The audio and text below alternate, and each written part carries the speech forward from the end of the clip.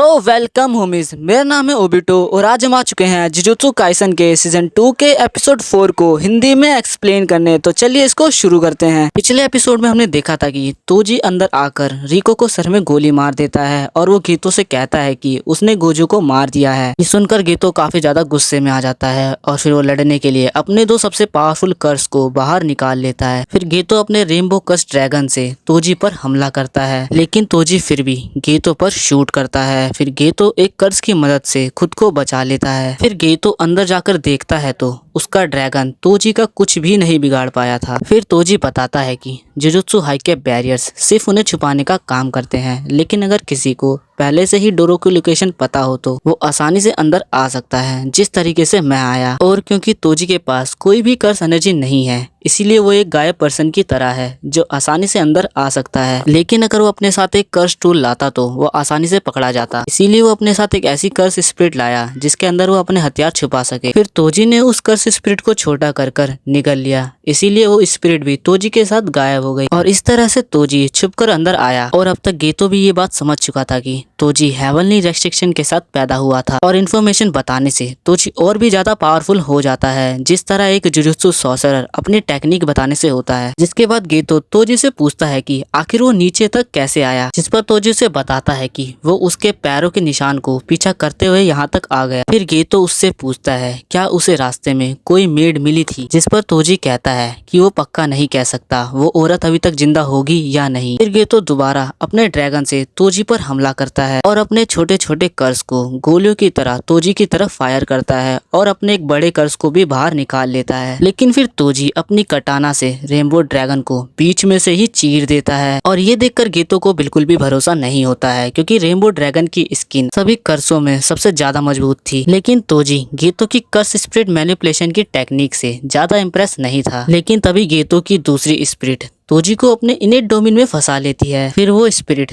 Toji से पूछती है क्या वो सुंदर है या नहीं, जिस पर तोजी कहता है वो उसके टाइप की नहीं है, जिससे उस स्पिरिट का डोमेन वहीं गायब हो जाता है। लेकिन तोजी देखता है कि उसके आसपास कई सारे ब्लेड्स थे जो कि उसे काटने वाले थे। अभी तोजी अपने इन्वर्टेड स्पेयर से सभी ब्लेडों को तोड़ देता है। अब गेतो उसके पीछे आकर उसके कर्स स्पिरिट को एब्जॉर्ब करने की कोशिश करता है। गेतो को लग रहा था कि वो कर्स स्पिरिट ज्यादा पावरफुल नहीं है और वो उसके बिना मर्जी के उसे एब्जॉर्ब कर लेगा, लेकिन वो कर्स स्पिरिट गेतो को ही रिजेक्ट कर देती है। फिर तोजी अपनी दूसरी तलवार निकालकर गेतो के सीने पर वार कर देता है और फिर ये दोनों ही टॉम के नीचे जाकर गिरते हैं। गेतो बहुत ज्यादा घायल था। तोजी कहता है कि अगर वो एक शिकिगामी यूजर होता तो वो उसे आसानी से मार देता, लेकिन उसकी टेक्निक कर्स स्पिरिट मैनिपुलेशन है, तो पता नहीं उसके मरने के बाद उसके अंदर की सारी स्पिरिट्स का क्या होगा। अगर वो बाहर आ गए तो तोजी फालतू की ही परेशानी मोल लेना नहीं चाहता। गेतो पर उसके पेरेंट्स की ब्लेसिंग्स ही होंगी जो आज वो जिंदा है, लेकिन इतने सारी ब्लेसिंग्स और कर्स एनर्जी के बावजूद वो सभी लोग एक नॉर्मल पर्सन से हार गए जो कि कर्स पावर को यूज भी नहीं कर सकता। तभी ब्लेसिंग्स से उसको याद आता है कि मेगुमी उसके बेटे का नाम है। सो हाँ, तोजी मेगुमी फुशिगिरो का ही बाप है। वहीं दूसरी तरफ हम गोजो की उंगलियों को हिलते हुए देखते हैं, यानी कि गोजो अभी भी जिंदा है। इसके बाद तोजी स्टार प्लाज्मा वेसल यानी कि रिको को टाइम वेसल एसोसिएशन के हेडक्वार्टर्स में लेके जाता है। यहाँ इनका प्रेसिडेंट रिको की लाश को देखकर काफी ज्यादा खुश होता है और कहता है इस काम के लिए तोजी को एक्स्ट्रा पेमेंट मिलेगी। प्रेसिडेंट आगे कहता है कि नारा पीरियड में मास्टर टेंजन ने ही जुजुत्सु सॉर्सरर की स्थापना करी थी और जापानीज बुद्धिज्म को फैलाया था, लेकिन जुजुत्सु सॉर्सरर और रिलीजियस लोगों की आपस में कभी नहीं बनी, जिससे टाइम वेसल एसोसिएशन का निर्माण हुआ। इसमें कोई भी कर्स यूजर नहीं था और वो लोग नहीं चाहते थे कि मास्टर टेंजन का किसी अपवित्र शरीर के साथ मर्ज हो, इसलिए उन लोगों ने तोजी को हायर किया था ताकि वो रिको को मार दे और अंजाम जो भी होगा वो ये लोग भुगतने को तैयार हैं, चाहे मास्टर टेंजन ही इंसानियत के लिए खतरा क्यों ना बन जाए। इतना कहकर प्रेसिडेंट रिको की लाश को उठाता है और यहाँ से चला जाता है। तोजी को लगता है कि ये इंसान पागल है। फिर वो दोनों वहाँ से बाहर आ जाते हैं। हमें पता चलता है कि तोजी ने ही मितासो को किडनैप किया था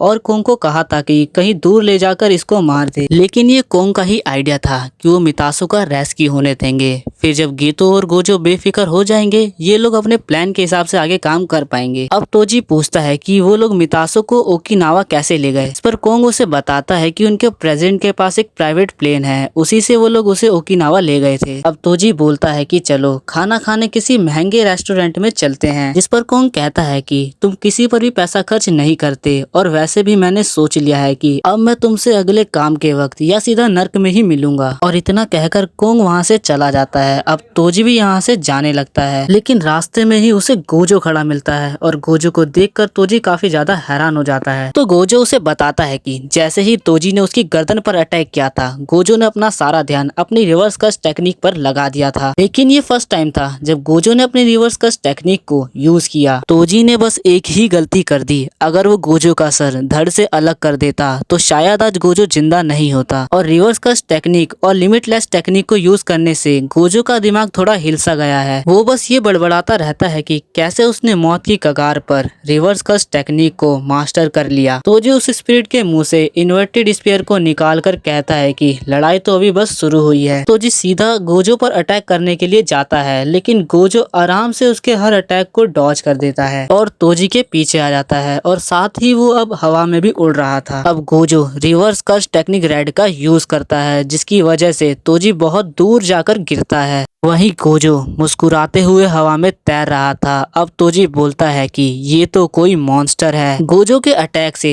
तोजी की एक भी हड्डी नहीं टूटी थी। अब तोजी को पता था कि गोजो के पास 3 तरह की टेक्निक्स है, फर्स्ट इन्फिनिटी शील्ड, दूसरी कस टेक्निक ब्लू और अब तीसरी टेक्निक रेड। और तोजी इन तीनों ही टेक्निक्स को संभाल सकता है। गोजो की आंखें देखकर तोजी थोड़ा डर जाता है, लेकिन वो फिर खुद को संभालता है और गोजो पर अटैक करने के लिए रेडी हो जाता है। फिर वो स्पीयर से गोजो पर काफी सारे अटैक करता है, लेकिन गोजो उन सभी अटैकों से आसानी से बच जाता है। गोजो रिको से माफी मांगता है क्योंकि उसके अंदर कोई भी बदले की भावना नहीं थी, बस उसे अच्छा फील हो रहा था। उसके हिसाब से धरती से लेकर स्वर्ग तक वही सबसे महान है। गोजो आगे कहता है कि टेक्निक्स का लीक होना कोई बड़ी बात नहीं है। तोजी ज़ेनिन क्लैन से है, इसीलिए उसे लिमिटलेस टेक्निक के बारे में इतना कुछ पता है। लेकिन गोजो क्लैन में भी एक ऐसी टेक्निक है जिसके बारे में कुछ ही लोग जानते हैं। ये एक होलो टेक्निक है जो कि रेड और ब्लू को आपस में मिला देती है। इससे एक पर्पल टेक्निक बनती है जो कि अपने सामने आने वाली हर एक चीज का सफाया कर देती है। गोजो पर्पल टेक्निक से तोजी पर अटैक करता है। इस अटैक से तोजी का आधा शरीर खत्म हो जाता है। तोजी की अब हार हो चुकी थी। वो कहता है कि मुझे यहाँ से भाग जाना चाहिए था, ये कहकर कि मैं बिना पैसों के काम नहीं करता, लेकिन मेरे सामने